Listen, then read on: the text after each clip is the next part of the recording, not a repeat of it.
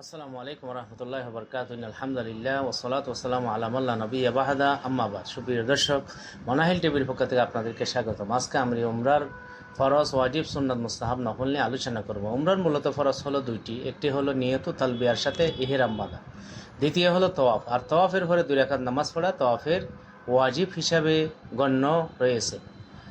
আর এছাড়া উমরের ওয়াজিব হলো দুইটা, একটি হলো তওয়াফের পরে সাফা মারওয়ার মাঝখানে সাই করা ও সাই সাফা থেকে শুরু করা।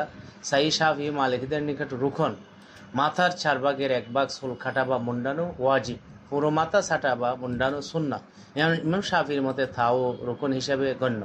উমরার নফল মুস্তাহাব বলতে ইহরাম ও তওয়াফ ও সাইর মুস্তাহাবকে বোঝানো হয়, যেমন ইহরামের পূর্বে নখ কাটা, পশম পরিষ্কার করা, গোসল করা, খুশবু লাগানো, ইহরামের পরে পুরুষ ও আওয়াজে তালবিয়া পড়া, তওয়াফে সম্ভব হলে হাজর আসওয়াদকে চুমু খাওয়া, ইস্তিবা করা, রমল করা, অধিক হারে জিকির দোয়া করা, সাফারতে উপরে ওঠা, 2 সবুজ গম্বুজে এর মাঝখানে দৌড়া।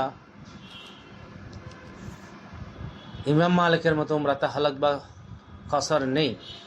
আর উমরা কোনো ওয়াজিব ছেড়ে দিলে, যেমন সাই, নামাজ ও হালাক বা কসর, তখন সাফি হবে, দম দিতে হবে। আর সুন্না ছেড়ে দিলে দম দিতে হবে না, তবে মর্যাদা অতিরিক্ত পুণ্য থেকে বঞ্চিত হয়ে যাবে। এবং বছরে 5 দিন উমরা করা নিষেধ। সেটা হলো জিলহজের 9 তারিখ থেকে 13 তারিখ, 9, 10, 11, 12, 13।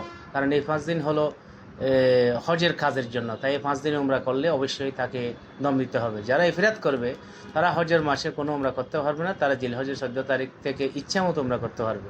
আর হজ্জে কিরানকারী 1-এর অধিক উমরা করতে পারবে না, যদি করে দম দিতে হবে।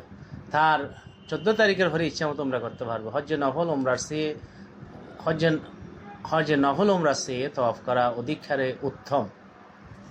এবং উত্তম উমরা হলো রমজান মাসে উমরা করা, কারণ তাতে হজের সমতুল্য সওয়াব পাওয়া যায়।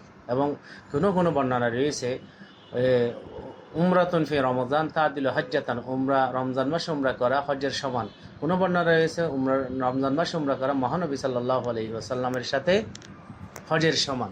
এবং উমরাকে হজের সাথেও করা যায়, তবে দমে শুকর দিতে হয়। যেমন তামাত্তুকারী, কারানকারী, তারা হজের সাথে উমরা করে। এবং কারানকারী যদি কোনো দোষ করে 2টি দম দিতে হয়, তামাত্তুর মধ্যে 1টি দম দিতে হয়।